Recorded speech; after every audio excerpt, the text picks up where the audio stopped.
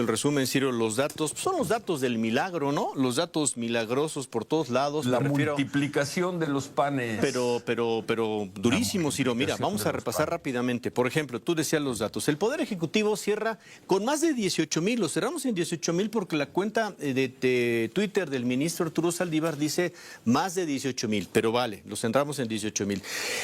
No llegaban a 1,000. Hace 8 días no llegaban a 1,000. Exactamente. Hace 8 días tenían 1,007. Cuando cerramos el programa el viernes, Ciro, el viernes en la mañana había 2,749. 2,749. Entonces, la diferencia de 18,000 se dieron nada más entre todo el viernes, sábado y domingo. Si vamos al Poder Legislativo, el Poder Legislativo cuando cerramos el programa el viernes había 6,479.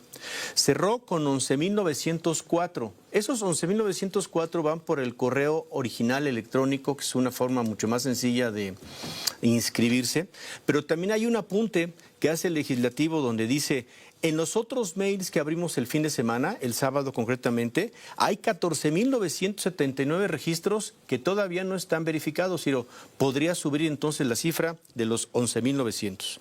Y el caso del Poder Judicial, cerramos el viernes con 631 y cierra con 3,805. Así los datos, Ciro, de la operación que se dio durísima. Eso, bueno, pues lo dijimos, ¿no? Había muy poco interés, hacia el martes, miércoles, se veía imposible alcanzar, o se veía imposible, muy difícil alcanzar cuando menos los 5,400 aspirantes que requería cada uno de los poderes, cada uno de los comités, y 2 de esos 3 comités en las últimas horas lo rebasaron por mucho. En cambio, el Poder Judicial no llegó a esa cantidad. ¿Qué opinión te merece esto, Roberto Gil? Tú que fuiste de los primeros en registrarte por 2 poderes, el Ejecutivo y el Legislativo. Buen día, Roberto. Buen día, Ciro. Buen día, Manuel. Hola, Roberto. Bien lo dijeron ustedes, la multiplicación de los panes. Ya habíamos hablado la semana pasada de la posibilidad de que conforme se acercara el cierre de las inscripciones se acelerara el proceso y aumentara su número. Es normal, también dejamos al final muchas de nuestras decisiones y sobre todo porque el proceso implicaba reunir una serie de documentos que no es fácil. Recordar una historia de 5 años de vida profesional no es una cosa sencilla, pero la manera en la que se comportó este cierre final, pues es, por decirlo menos, sorprendente.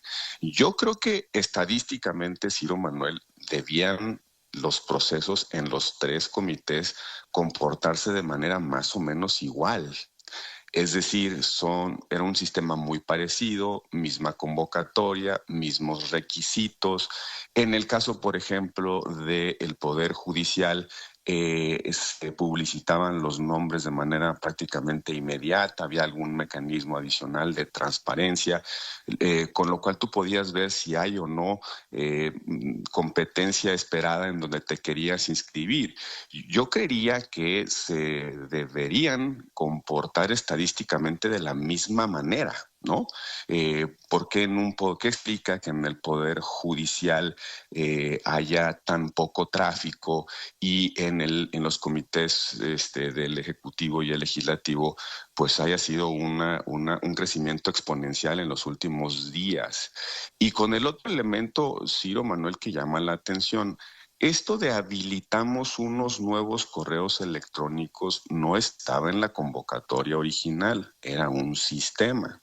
Cómo se notificaron, qué correo electrónico, para quién funcionó y para quién no funcionó. La otra cosa que me llama la atención, también hay una salvaguarda por ahí en un comunicado que hay que esperar a los registros que se hicieron en físico.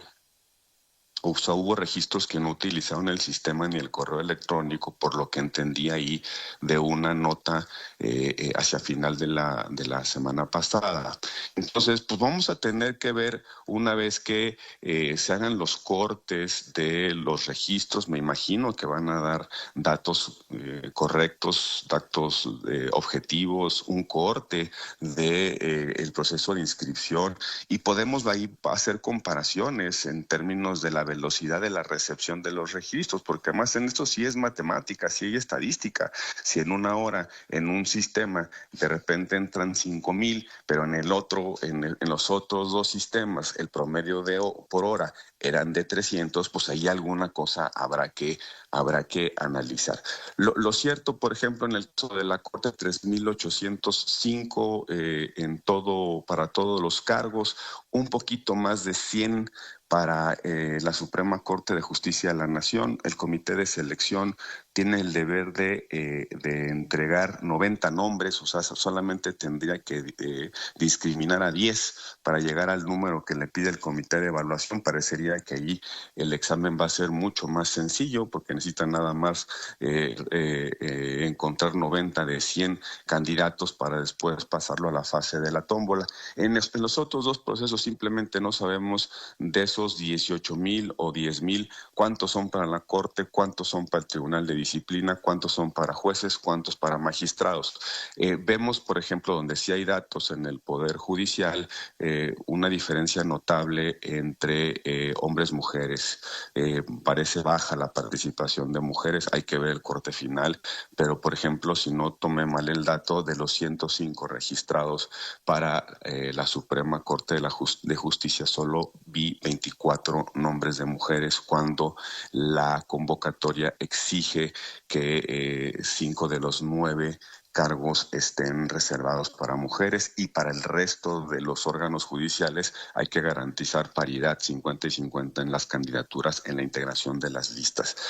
Ciro, pues es muy extraño el comportamiento final, hay que revisar bien cómo se dio, pues por lo menos el proceso no terminó como algunos esperábamos, en el sentido de una participación muy baja. Yo no lo esperaba deseando que saliera mal, sino porque simplemente no estaba sucediendo el registro. Aparecen nombres por ahí en el Poder Judicial relevantes, personas que habían dicho que personas que habían expresado su intención, aparecen nombres ahí de candidatos afines a una expresión política, y bueno, Ciro, veremos, el proceso todavía sigue, el proceso apenas concluye en la etapa de inscripción, vendrá la etapa de idoneidad y habrá que analizar con detalles el comportamiento estadístico de este extraño y acelerado proceso de inscripción.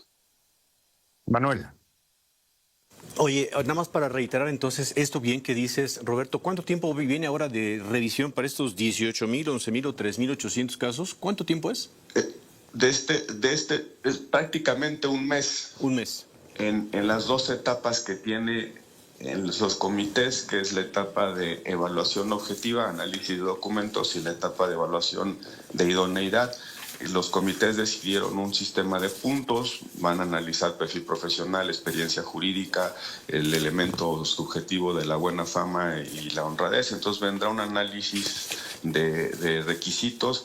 En algunos comités se prevé prácticamente la posibilidad de hacer entrevistas, en otros potestativo, pero de aquí hacia la segunda semana de diciembre, tercera semana de diciembre, estará este proceso de evaluación.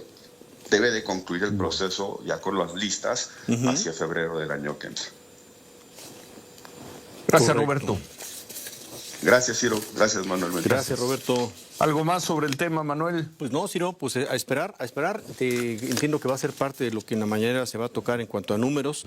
La presidenta hará referencia a esta convocatoria. Ella ha hablado justamente de muchos de los jóvenes, el fin de semana lo dijo, ayer me parece en Michoacán, de los jóvenes que se les interesó inscribirse. Pues hay nada más para eso, Ciro, simplemente para eso, y ver en qué va a quedar esta cifra del legislativo. Tú lo dijiste muy bien, a ver si no viene la operación Tamal. Y era impensable que con el control que tienen en el Poder Ejecutivo y en el Poder Legislativo, los promotores de la reforma al Poder Judicial no consiguieran el número mínimo y no rebasaran por mucho el número mínimo de aspirantes. Algo tenía que pasar. Ya veremos cuando aporten más información qué fue lo que pasó, cómo explican esta multiplicación de los panes.